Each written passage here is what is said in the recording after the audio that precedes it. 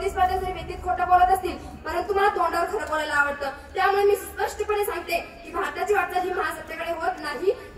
मित्रांनो, सर्वात जास्त प्रतिष्ठा आपल्या देशात लाभली आहे त्या संस्कृती पानापानाच्या वाढीमधून आपण इथे सतत टिकू सुद्धा शकलो नाही।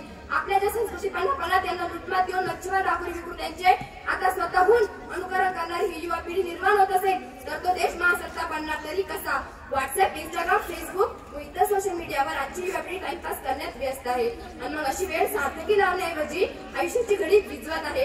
आजच्या युगात 18 ते 30 या वयात कार्यक्षम तरुणांचं वयोगत विधान पोटा पाण्याकरिता काम करण्याऐवजी राजकीय झेंड्यांच्या दांड्या फिरवण्यात आणि स्वतःला भाऊ, दादा, युवा नेतृत्व, भाऊ आमका, भाऊ टंका, आमच्या काळीच म्हणून घन्यता मांडण्यात आहे।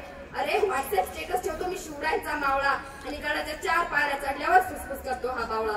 हे बड्डे आहे भावाचा, जन्म सारा गावाचा, अशा आवाज उचलणाऱ्या भावाला गणित काढून कुत्रा सुद्धा विचारत नाही। पुन्हा हे युवा गाडीवरती लिहितात, शेती विकली बापाची, गाडी घेतली आपाची। अरे, जेवढा कावळा कावकाव करत नाही ना त्यापेक्षा जास्त पोरं पोरीच्या फोटोकडे पाहून वाव वाव करता। अशा निराशावादी तरुणांकडे पाहून वाटतं अरे काय बनावं भारताने महासत्ता। अरे, 70 वर्ष पूर्ण झाली माझ्या भारताला स्वातंत्र्य मिळून, पण आजही हजारो खेड्यातील लोकांपर्यंत वीज, रस्ते, पाणी आणि निवारा यासारख्या मूलभूत सोयीसुविधा पोहोचवल्या नाहीत। याचा या राजकारणाला, पक्षाला, नेत्याला काहीच वाटले नाही। या निवडणुकीच्या प्रचाराला तुम्ही यायचं, आश्वासनाचा गाजर आम्हाला दाखवायचा, हजारो पश्चात अनमोल मध्ये आम्ही विकायची, पुन्हा 5 वर्ष मुग्यात गप्पा बसायचं। हो परीक्षा महोदय, मग भारत महासत्तेकडे वाटचाल होत आहे हे स्वप्न आम्ही कशाच्या बळावरती बघायचं? हे स्वप्न आम्ही कशाच्या बळावरती बघायचं? अरे, एकेकाळी या देशात सोन्याचा धूर निघत होता, आज त्याच देशात शेतकऱ्याच्या सणाचा धूर निघतोय। अरे, माझा बाप शेतकरी अख्ख्या जगाचा पोशिंदा, त्याच्या आभाळी विला रात्रंदिवस कामधंदा। अरे, माझा बाप शेतकरी अख्ख्या जगाचा पोशिंदा, त्याच्या आभाळी विला रात्रंदिवस कामधंदा।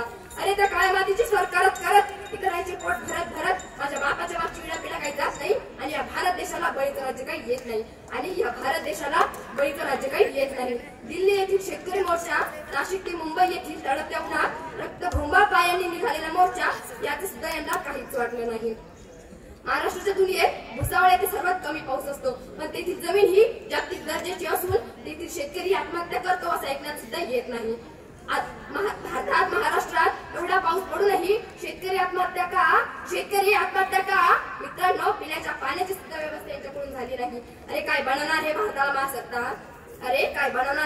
महासत्ता?